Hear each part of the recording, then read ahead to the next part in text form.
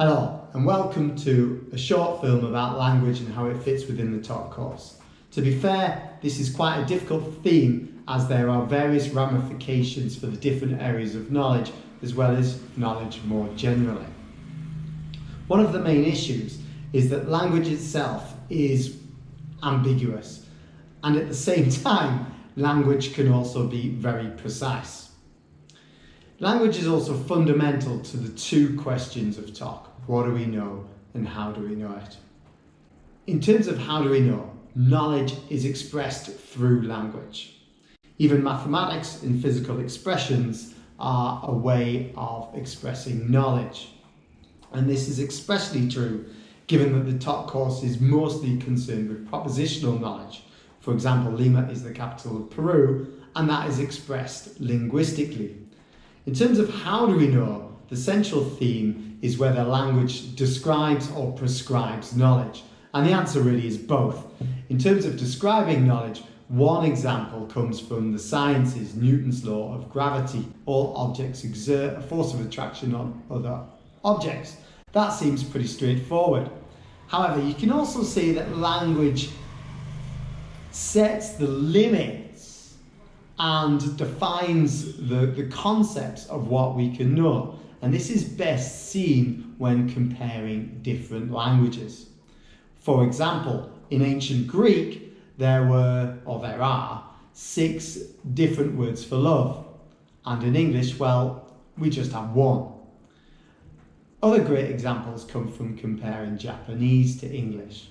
For example, Shinrin-yoku is the idea of taking a relaxing walk in a forest that's beneficial for your well-being, being immersed in nature. And there is Urusu, which is the idea of pretending not to be home when someone calls to visit. Now, of course, you can express these ideas in English, but the fact that we don't have a specific word for them, I think, is a clue to the different ways of thinking, the different concepts, and in a way, the way that language can prescribe what it's possible to know. The extent of the influence of language here is different for different areas of knowledge. And I think this is very important when it comes to emotion and abstract ideas such as metaphysical ideas such as God. So, without further ado, let's go to the PowerPoint and I'll try and explain a little more of what I'm talking about. The issue with language is that language is both precise, rule-governed, yet it's also vague and breaks those rules. And because of these two characteristics, language is a very difficult way of knowing to describe and encapsulate. Chief amongst the problems is that of meaning, because language, if it is to do anything, is to convey and express meaning. Delving a little bit more into the detail of theories of meaning, there are 4 very common ones: definition, denotation, connotation, and image. And they all suffer from the same problem, which is ambiguity. In each of these, the meaning can change depending on the context, depending on the intention of the speaker, and also how that word is understood by the listener. So the result of this is there is a lot of meaning attached to words given these different theories or ways of understanding them, but those meanings are themselves ambiguous. If you'd like a little bit more detail about this ambiguity, I suggest you look at a video that I made, What is Art? And in that, I talk at length really about the problems of defining words, understood through the definition game, and then a solution to that which is provided by Wittgenstein. Keeping with Wittgenstein, I'm going to now offer a related theory of his, which is that of language games, and that language functions according to rules that are understood by all speakers of that language. Imagine you're playing a game of chess and during the game you say to your opponent, offside. What would be their reaction? Well, they'd probably say, what are you talking about? Offside has no meaning. You're playing the wrong game. You say offside in football. Offside doesn't work in chess. Now, this idea is very important when it comes to language.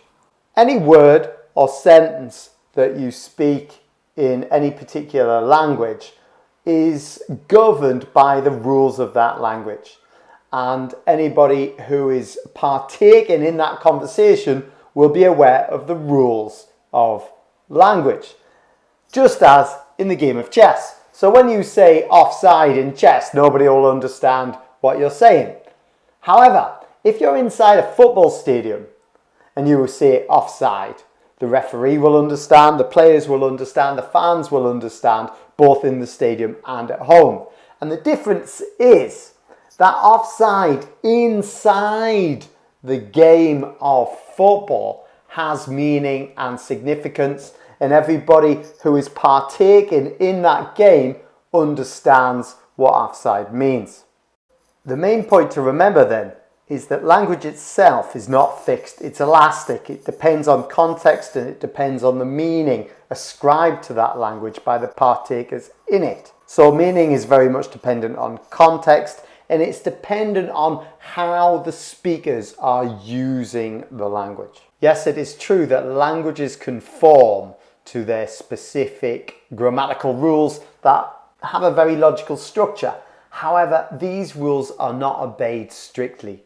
They are flexible, they are understood and changed by speakers at all times, the result of which is clearly evident in that language changes over time, and it also changes for different speakers in different locations representing different cultures. Therefore, going back to the example of offside and checkmate, these phrases have meaning according to the game in which they're applied. If you take that word or phrase outside of that game, then the meaning is lost. Making a quick link here to religious knowledge systems, the expression God is love was criticized by the logical positivists because it didn't have any meaning. Their argument was that you could not test God is love, true or false. Therefore, it was meaningless. And their approach to testing it would be in a scientific way to apply the rules of falsification and verification. However, given Wittgenstein's language game theory, you could defend the meaning and significance of an expression such as God is love because the logical positivists have taken it outside of the language game where it does have meaning. If you understand God is love inside a church or within a religious community, then everybody in that community will understand exactly what God is love means. So this is very important when we understand language in terms of the different areas of knowledge. In the different areas of knowledge, language functions according to that rules prescribed by and shared by the area of knowledge and the people in that area of knowledge. The consequence of language games is, first of all, language very much has meaning. Humans use language, the different languages that there are, and meaning is expressed, understood, communicated without any problem at all. And meaning very much lies on the surface, according to Wittgenstein. There's nothing hidden for a philosopher to uncover and reveal the logical essence of. The key to understanding language, according to language games then, is that meaning is given to language in terms of how we use it and how we understand the expressions and the words that we use. As I mentioned in the introduction, language is fundamental to the TOK course in terms of both what do we know and how do we know it. There are obvious connections here to various issues. For example, the classical philosophical problem of universals and particulars, which is really about defining concepts and applying them to specific instances of those. And that issue is relevant to various areas of knowledge. For example, in the natural sciences, if you're going to understand in biology what is a primate, what is a fish, these are universals that then you apply to the particular example of those. The issues of connotations, fluidity of meaning, flexibility of interpretation is also fundamental to all of the different areas of knowledge. It hints at the importance of being precise in terms of what knowledge you're explaining, what is the meaning and significance of all of that, and it also hints to the role of meaning and context, especially given the example in language games raised with the logical positivists and their assessment of the expression God is love. The main thing I want you to take away from this film is that language is fundamental to the TOK course in terms of both what do we know and how do we know it. Furthermore, meaning in knowledge is given in the language used to describe it. Yet that language is ambiguous, flexible, given the nature of language itself, which is context dependent and dynamic. Thanks very much for watching, and please don't forget to smash the like button.